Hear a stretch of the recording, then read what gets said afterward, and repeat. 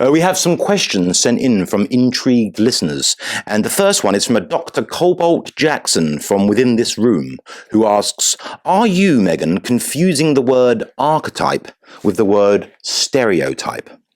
Oh, no, I mean the word archetype, which is, perfect for my podcast because it's close to my son's name, Archie, and my foundation, Archwell. Oh, indeed, they are very close, Meghan.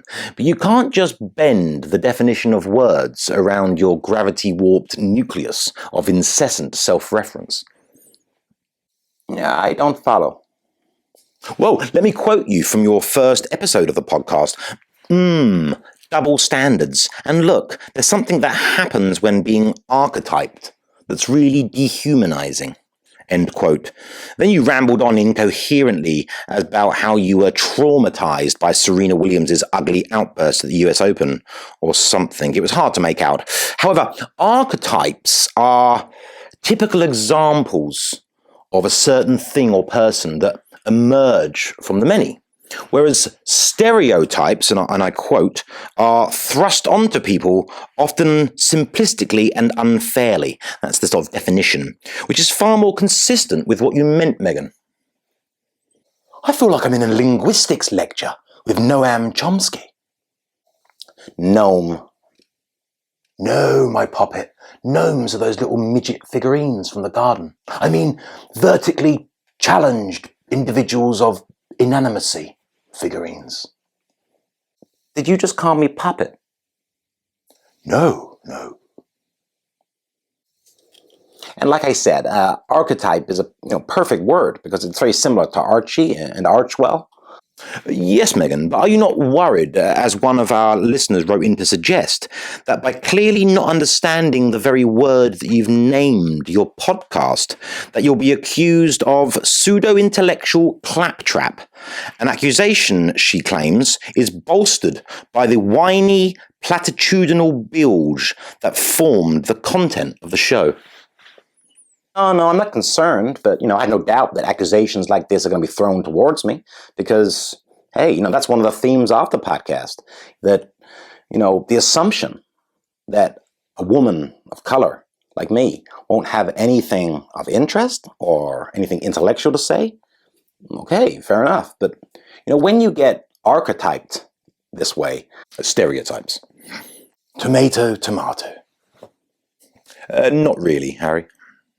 You know that only brave and ambitious women of substance are going to be able to uproot these negative archetypes?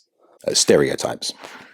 Like trees from a forest of anchors, creating a softer and more individualized network, free from archetypal thought, which will allow, femininity to break through the shell that it's been kept in and show itself to be more than it currently is and all the good it could do. My Meghan is accused of lots of things, scheming, manipulation, and the use of LCS. LCS? Long, convoluted sentences that don't go anywhere or mean anything. When all I really do is try to embrace the feminine motif and reconfigure it into a positive force for the spiritual and mental health of minorities. I'm so glad I didn't understand a word of that, because if I did, I'd probably be in tears. I'm with Harry not understanding a word of that, Meghan, but you did mention the feminine. Does that exist? And if so, what is it? How is it defined? Opposite to masculine, or, of the female. Which implies an objective distinction between man and woman, something that modern culture is desperate to deny. Yeah, it really depends upon the context, because, sometimes it does exist, and then at other times it doesn't. Oh, right, so a convenient malleability. It's the essence of woke. Yes, and the Markle paradox. Yep, she's been showing the way for years.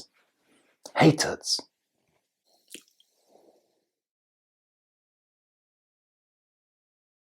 I'm giving serious consideration to growing back my beard.